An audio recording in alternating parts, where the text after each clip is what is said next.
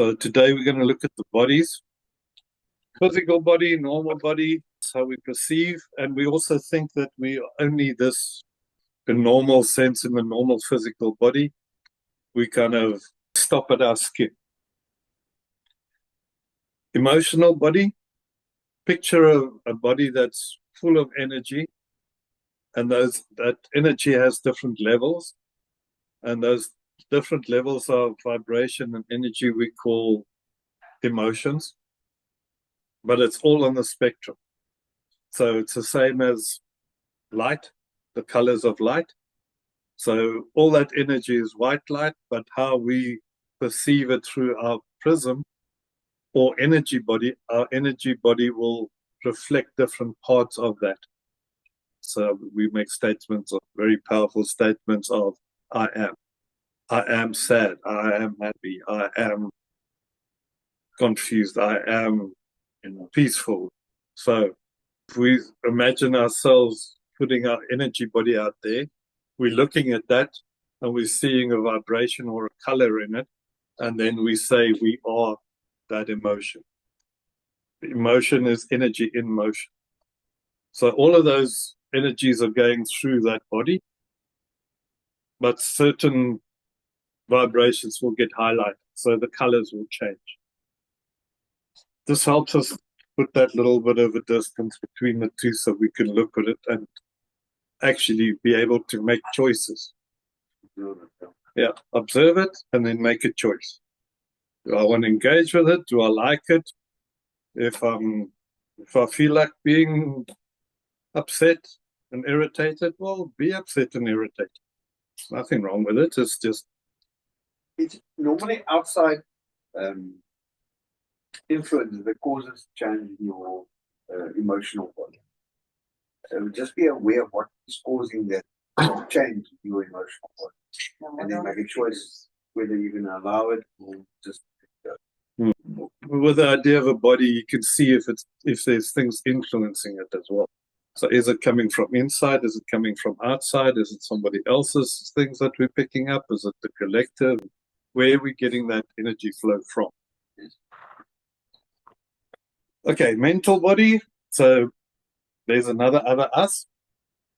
Picture it as whatever, a big brain that thinks all the time, or just another body that's full of ideas, thoughts, things like the narrator, the guy that talks to us that we think it's us. We go through life, I'm doing this, I'm sitting here, I'm talking to you. That narrator's talking constantly. If you can see it as a monkey mind, a little monkey, that's your whole mental thing, and it's jumping up and down and all over the place or whatever. Notice it, acknowledge it. And instead of fighting it or trying to catch it or whatever, because you're going to lose, the mind, that's what the mind does. It snowballs and it thinks of past, future, and it just regurgitates stuff and it loops. And so you go, okay, well, do your monkey thing. Smile and wave. So let the mind do what it wants to do. No problem. You can engage with it. Say, okay, where did that thought come from?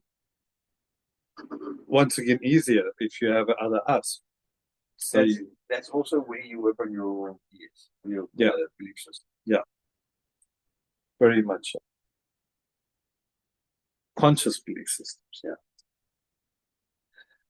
Then we get into the energetic body. So what I've called energetic body here, it might be different in different traditions, but I see it as the whole energy system. So meridians,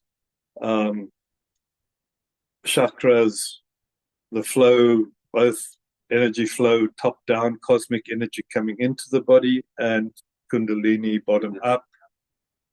So life force energy, the different pathways, the nadis, the meridians, all of those systems as a whole body as well. So the energy body that incorporates and is influenced by the emotion, the physical, and the mental as well. And I call it the astral because that's also the one that we use to travel. Yeah. In our dreams, or if we go out of body experiences, things like that, or if we visit other realms sometimes you're using the astral body to visit some of that, which is your energetic body. It's a little bit different from some of the ideas, but for me it feels right to have that there. Because the astral is a combination of mental, emotional, and energetic for me. Okay, so etheric body.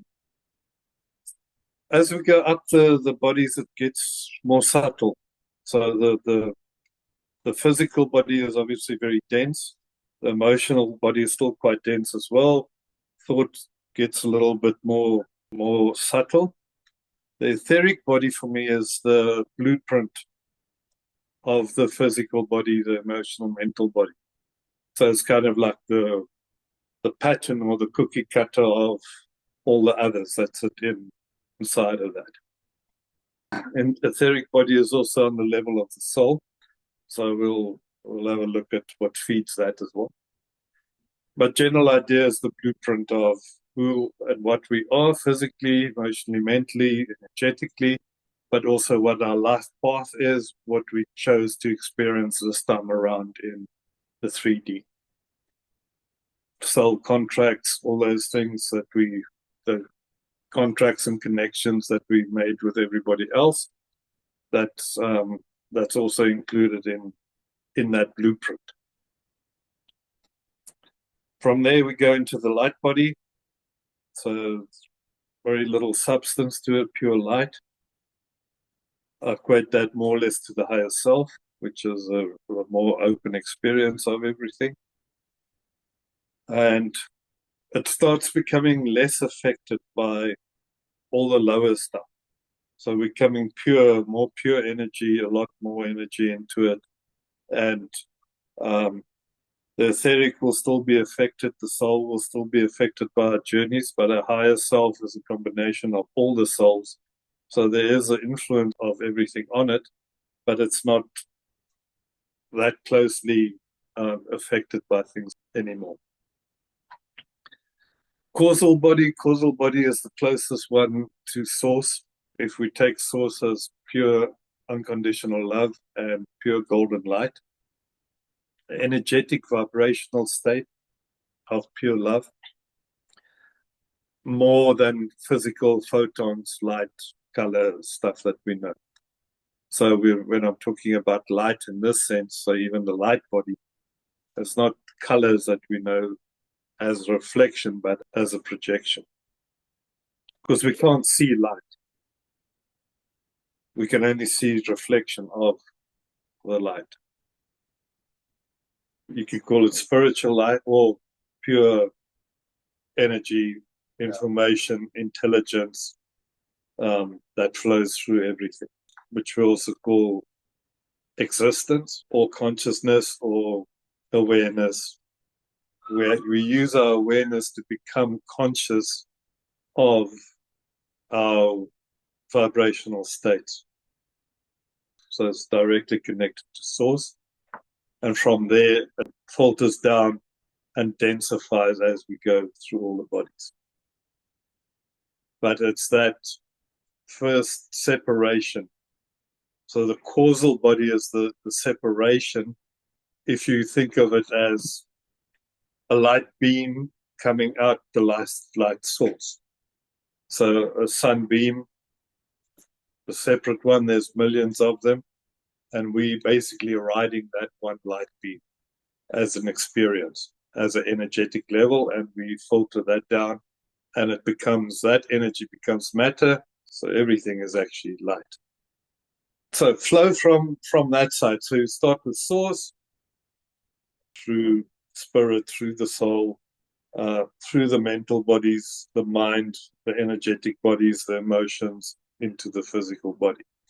So yeah, we are, but we're a lot more than that. So on the physical body, we need to eat, excrete, breathe, sleep. Okay. What does that mean? So what do we put into our mouth? What's nutrition? What do we eat? Okay, this is definitely not my strong point, so if anybody wants to pop in. From Earth, eat it. If it's processed, don't eat it. Again, it's not everybody's journey is the same. Food that works for me might not work for you. Mm. Yeah. So you've got to listen intuition to your own body as to what it is that feeds your physical body. Yeah. For us, it's fresh. Fresh meat, fresh vegetables, fresh food. There's so much stuff on nutrition, what you should eat, shouldn't eat. And it's like, you're going to die if you have butter and eggs. And then 2 years later, you're going to die if you don't have butter and eggs. And then you have to eat fish and then gluten free and then this thing. And like, it's all. Scrap all of it. Yeah, it's like all changes. So, yeah. Just eat what comes from the earth. You're a unique being and your body is unique. There's nothing bad with anything. It's the dose and how much you use it. Balance. So the balance, everything in moderation, and how much. Too much or too little of anything can kill you. Because it can be a medicine or a poison. Yeah. What's the belief system behind that?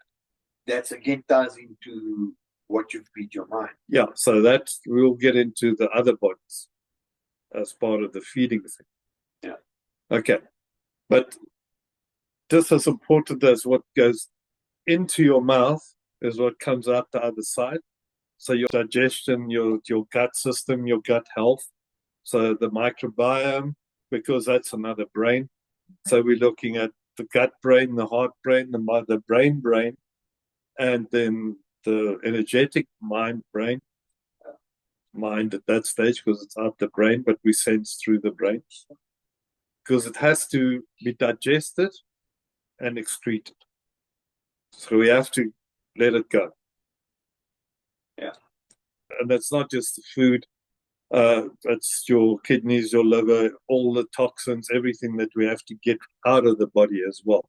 Sweat, all those kind of things is also important. The input is just as important as the output. But we don't really look at the outputs all the time until there's a problem. It's important to let things go. Because a lot of those toxins and things that we trap will sit in the body, and that will also be influenced by the emotional and the mental and traumas and all the other stuff. And that causes the disease in the body. We don't take in only food, because we also feed up and down the spectrum as well. So we feed on the same spectrum, so we take food, energy from other life forms, and eat it to sustain us as a life form. And there it doesn't matter, because everything that we eat is alive. If it's plant or mineral or animal or whatever, we're killing something for us to eat. We'll have a look at breatharianism and all that, but that's a very different level. We're still changing physical forms or physical matter into energy to build our physical form again. To be able to do that, that matter has to transform from one thing like a carrot to a human cell. So you have to kill the one off, but it's actually just the transition of energy. So energy changes form. It can't be destroyed or created. So it doesn't really matter if you're eating anything. Your preference is your preference, but at the greater level, you're killing something. So how do we eat? With what kind of conscious level are we? You can eat anything if you bless it. Okay, so whatever it is, it comes from creation to you. Then you've got to make a conscious choice about, and that's based on the knowledge you have, on what you choose. Remember, it's all up and down that whole spectrum. Okay, what's the emotional thing? Like, why do you eat McDonald's? Why do you need it on an emotional level? What is it feeding you? Is there a gap emotionally for you that you have to feed with sugar or McDonald's or Kentucky or whatever, Bolton? But mentally as well. How much information do you have? Is it the correct information? Is it valid? Is it valid for you? What's your belief systems on it? What's your subconscious stuff? Like you said, parents, everything else, society, advertising. What is all of those things that you actually have to look at all those things. And it's easy to say, I don't eat that or I don't eat that for some reason. But if you really go, okay, what's the real reason for it? Mm-hmm. And then you go, okay, from a mental, emotional, but also energetic thing. If I eat that, my energy like slows down, or it feels blocked, or I have a belief system somewhere in one of the chakras that is wrong, or that's like killing, or whatever it is, and now that energy gets blocked, and you can't take the energy that is in that form or that food, you can't process it. And you can't make it part of your whole. So you can't do the transformation because there's a belief system or an energetic block. But there can also be a etheric cause of that you decided that you want to be born into your soul path is one of vegetarianism, veganism, meat eater, whatever. Like you choose that path because you want to have a certain experience. We can't have an emotion if we don't have a belief system underneath it. Yes. Absolutely. In other words, your anger must be triggered by something you believe in to cause that anger. Yeah. Say you see somebody kicking a dog. Yeah. And you get angry. Yeah. If you believe that dog should not be kicked, yeah. That's why you get angry. Yeah. If you didn't, if it was normal, then you would. Emotion. Belief systems, BS. Okay, so that's how we feed our emotional body. And 99% of what we feed is junk and crap that comes from other people and society and family and upbringing and religions and whatever else. There's a whole bunch of belief systems, cultural, societal, familial, that will influence us. We're just chucking all of that into our emotional body. And then we wonder why there's a bit of a wobble. Chaos happen. On the other side of that, so you have what you feed, but also what you excrete. And in the emotional system and the belief system, we take on more and more and more, but we don't let it go. We don't have a good dump. If your emotional system is out of whack, overtaxed, what it normally says is that there's conflicting belief systems. You shouldn't kick the dog, but it was attacking your child. So which one do you do? So you kick the dog to protect your child, but now you feel bad because you kicked the dog and you shouldn't hurt animals, and that's just two. Then you go have a lot of other belief systems, but you should actually have more control, and you should know dogs better, and you should know how to diffuse the thing, and you should have trained your child better, and you shouldn't have put it in there's a billion shoots and shootings that happened in that event. Yeah. The event was like the dog went for the child, and you kicked him before you could bite it. But how many belief systems are involved in that event? Plenty. And then it's, you should have seen it coming, and how can you be so dumb? And then like ends up you a worthless piece of like crap at the bottom of the ocean. So in the conflicting belief systems, there's stuff that's not ours. We're like, what's the belief system? What's underneath the belief system? What's the belief system under that belief system? And what I'm attempting to do now is to there's very different avenues of belief systems coming in. Conscious, superconscious, subconscious, through all the energetic bodies as well. Because there can be a mind idea that you had or that somebody put into your mind, and that you owned that, and it became a belief system for you. And because you have that belief system, it will affect your emotions. But that could have been triggered from an energetic experience that you had. But there can also be belief systems that's actually all the way up into the etheric, on your blueprint. As a soul, you were not supposed to do this. Yeah. So you chose whatever. To be a biker. To be a biker.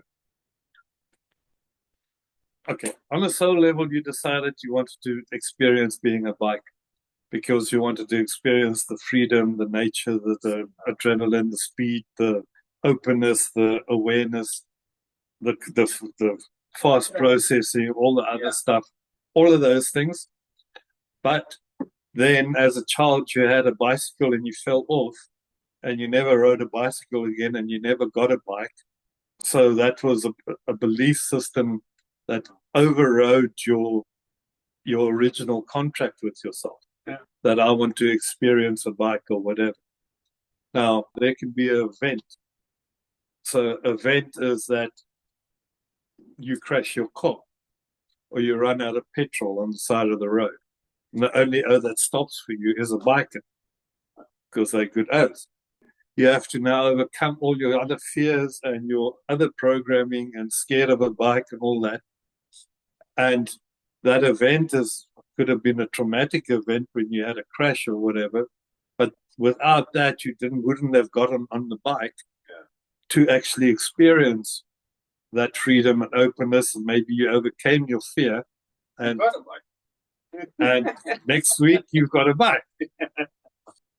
So now it's a soul thing for you. Because your soul will point you into your excitement, your curiosity, your passion, all those kind of things, and that's your joy, and that's what that was that itch that you had was for the bike, but not for the bike to experience all that openness, that freedom of a soul traveling. It's actually what the bike's about. But now we go up another level into the light body. So on your higher self. So on your higher self is a combination of all your other souls, and all of them wanted to have a ride on the bike, and they all decided that you're the one that actually in this lifetime, you're going to ride the bike for all of us. Although on the light level, there's more expression, the needs and wants and all those kind of things are not there anymore. That your soul path is basically completed because you've experienced all 2,000 of you in different lifetimes, and you had everything from a tricycle to a Harley. But it still feeds everything from the bottom up, from the adrenaline, the feel, the vibration, the wind in the hair, all those kind of things, from the physical to the emotional, like, this is nice, and freedom and all that, to the mental, I'm not thinking, because if I'm starting to think about shit's going to happen. If I'm going to focus on here's the bucket list, bro. When you're riding a bike, you would be bucket. From mental, that actually quiets the mind down a little bit, but it can also give you putcorp. Like when you're on the road, long roads or whatever, so on, especially in the bike, all of those things, the sound, the wind, all of those things put you in a trance state. And then when you're in the trance state, it allows the subconscious to surface. So on a long ride, you might just be happy, and the next thing you're crying or you're laughing or you like, because something has come up from the subconscious for you. And when that happens, it's on the energetic body. So that feeds the energetic body because now everything is flowing. So there might have been a block. So the fear of riding a bike is in the root chakra. You overcome the fear. So now the energy goes up into sacral, which is your relationship to the bike, one-on-one, to the solar, heart opens up, joy, throat opens up to singing or whatever. The third eye opens up, everything opens up because you all of a sudden very aware of everything around you and the wonders of it. Especially like a fly or a mozzie or something that hits you on a bike at 180, you become one with it very painfully. You might also meet your maker faster than you think on a bike. So there is that you might just have a bit of a closer communication than you wanted to. Yes. Yeah, it depends which contract you sign. So it feeds up, but also down. And the main thing that I wanted to touch on today was also the letting go, the excreting, getting rid of the shit, letting go of bullshit ideas and belief systems. If they're not yours, why are you keeping them? If it's in the unconscious and it's ruling you, you're a puppet to it. But when you start experiencing and opening up in whatever way it is, from a bike to meditation to whatever, shrooms, whatever it is, plant medicine, doesn't matter. It's all permission slips for you to understand and come back to yourself. Yeah. But we have to have a good dump. From the etheric to the energetic to the mental to the emotional to the physical, because we need to get rid of the stuff that doesn't serve us. So what's crap? It's stuff that doesn't serve us anymore, so we have to let it go. So emotionally, what doesn't serve us? Negative belief systems, all of that. So you have to let that go. It's cleaning house. So you got to clean house, but like all good crap, it had to be digested first. And you had to take the lesson, you had to take the energy, you had to take what builds you before you can let it go. So the emotional things, the events that happen, what we call traumas, the complex traumas from our childhood, just completely wrong ideas that we actually picked up somewhere down the line in a conspiracy theory or a cult or whatever you want to call it, because a cult is just a culture.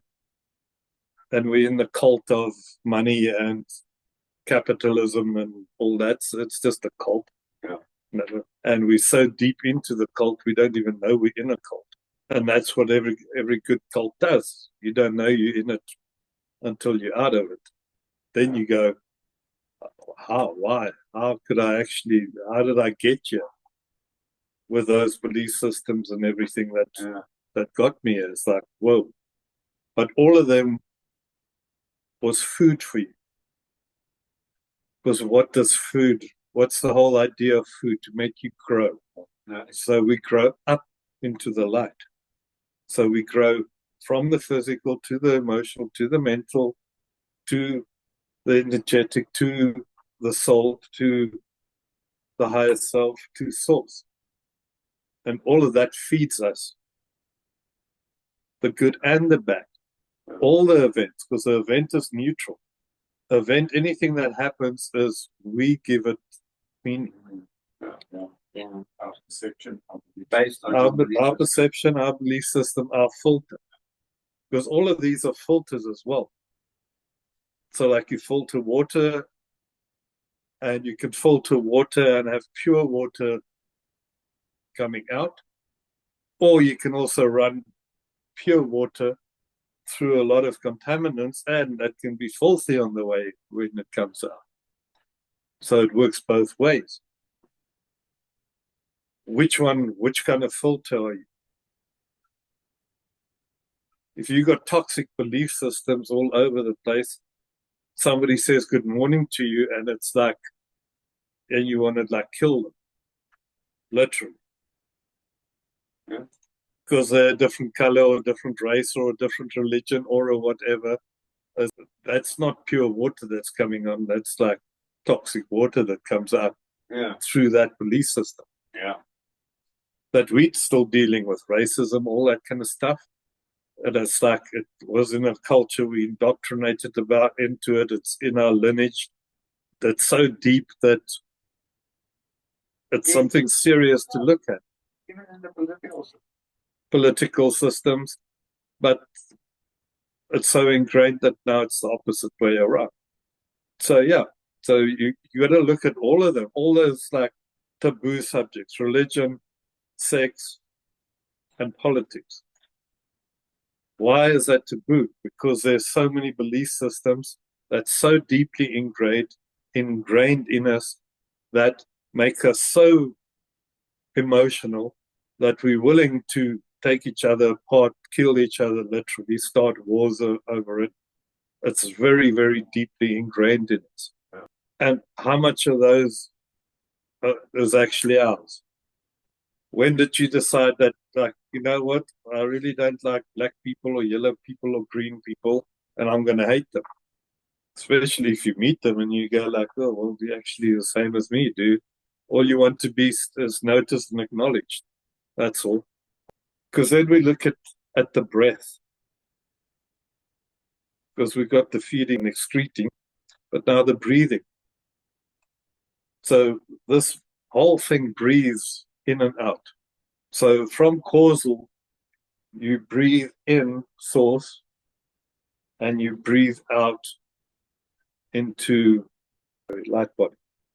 So the one body breathes life into the other body. So how did God breathe life into Adam? He blew into his causal body, which ignited his light body, which then gave him etheric body and the whole thing, and gave him form and reason and existence. That breathed into his energy body, which breathed into his mental body, which breathed into his emotional body, which went into his physical body, and he became Adam, flesh. The word became flesh. The light became flesh. Yeah. They're talking about logos. Logos is more light than word. But we use words, but also what was Adam's first gig? To name all the animals. What do you do when you name something? You separate it. Yeah. So Adam was actually the one that caused all the separation.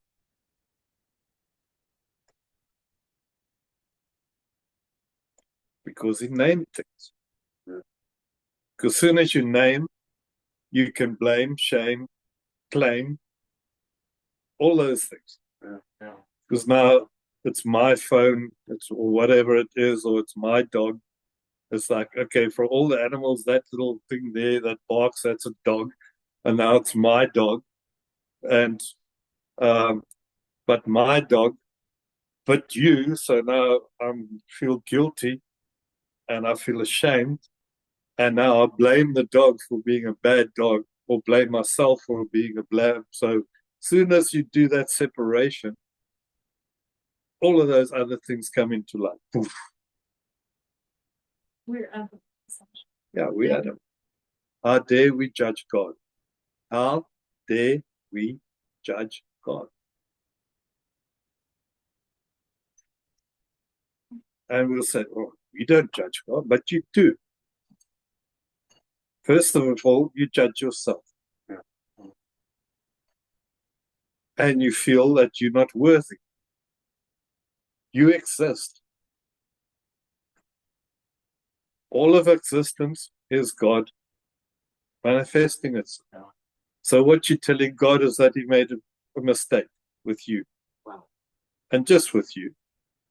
Everybody else is fine, but me, I'm broken. I'm a piece of shit. I'm useless. I'm like so bad. I'm evil. I'm a sinner. Really? Really? Sure, that makes you think. After he blew his breath into you, you still want to tell him, he's like, nah, dude, yeah, you made a mistake. I'm a piece of shit. I'm not worthy. Really? How arrogant. How arrogant are we? How dare we judge anything?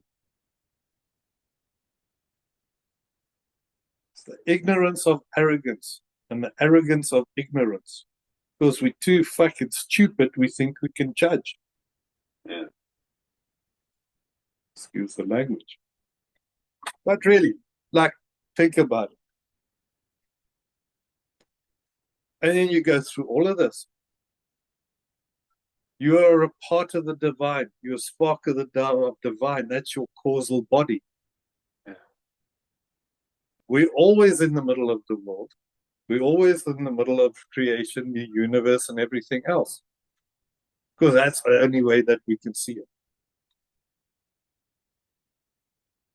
And then you expand. So that's a physical thing. So then you expand your awareness into the emotional. And you can start sensing and picking up. Now you're growing. And then you expand that into your mental.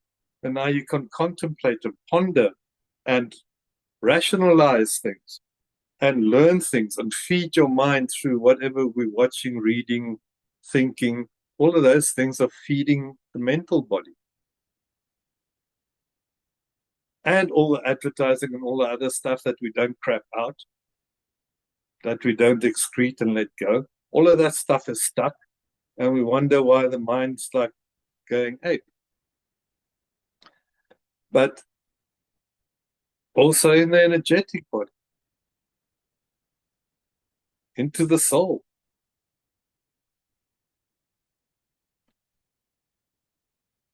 But you see, that is why we're here. That is your meaning. To reconnect with yourself. No, to judge. You have to judge. We have got no option but to judge.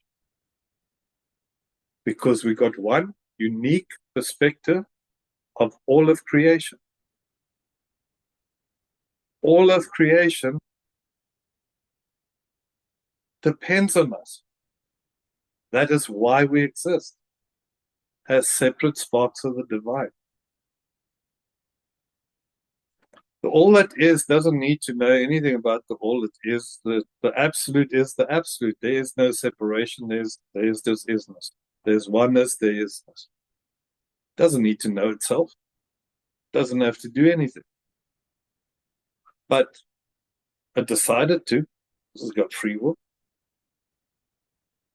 That is your gig. If you exist, if you breathe, you exist. And even when you stop breathing air, you will still exist. You cannot not exist, because not existing doesn't exist, because it's impossible. So if you exist, you exist. If you exist, the whole of creation caused that for you, gave that to you, gifted that to you. That is your God-given gift, literally. And that's all you need to do. Nothing else. You don't have to believe anything. You don't have to do anything. You don't have to search anywhere. You don't have to be a seeker. You don't have to be religious. You don't have enough. It's enough. You are enough. You exist, and that's enough. That's all your meaning, all your purpose is because you exist. Why? Because you judge, you experience, you separate. You have a unique view of other things. You can name them. You can claim them, you can look after them, you can blame them, you can shame them, but you can also love them. How can you experience love if you don't have others?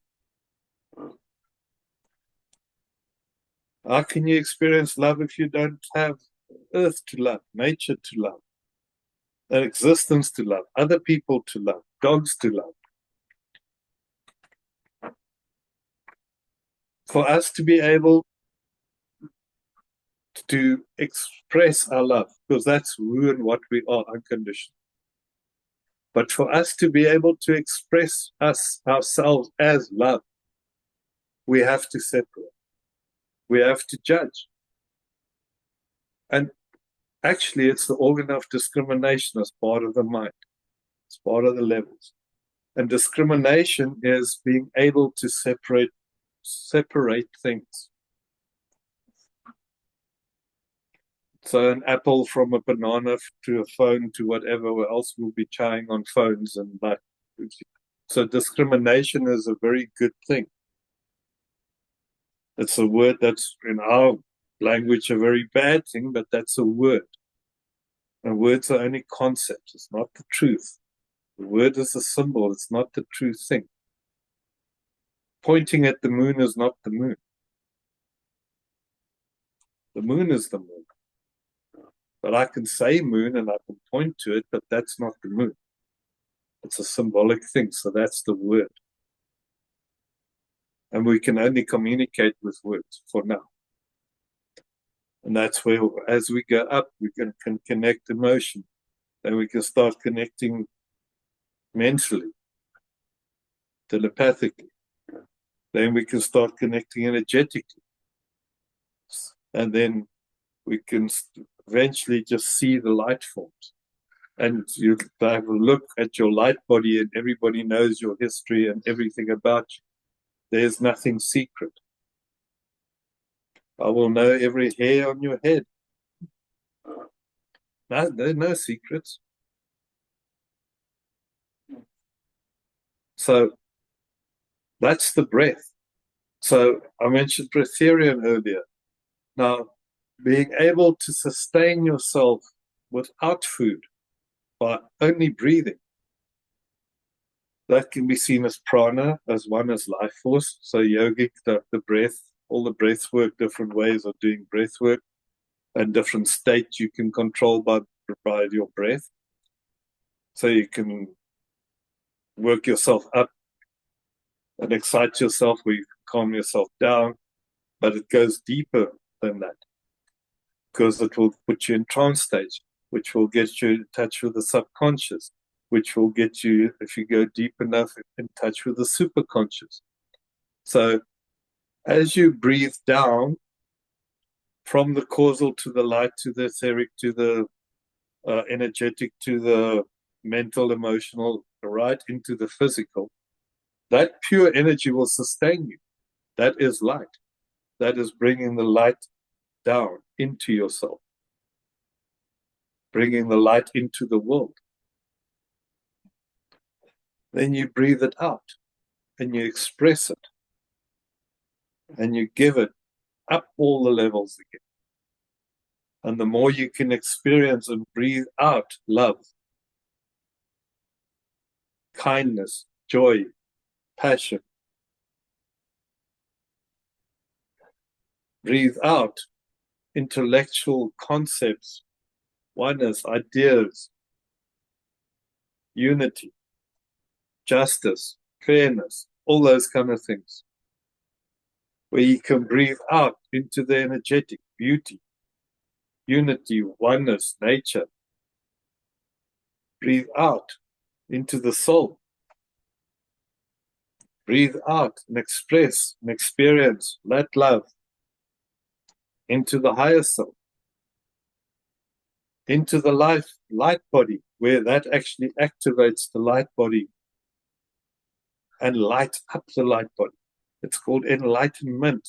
You are filled with light.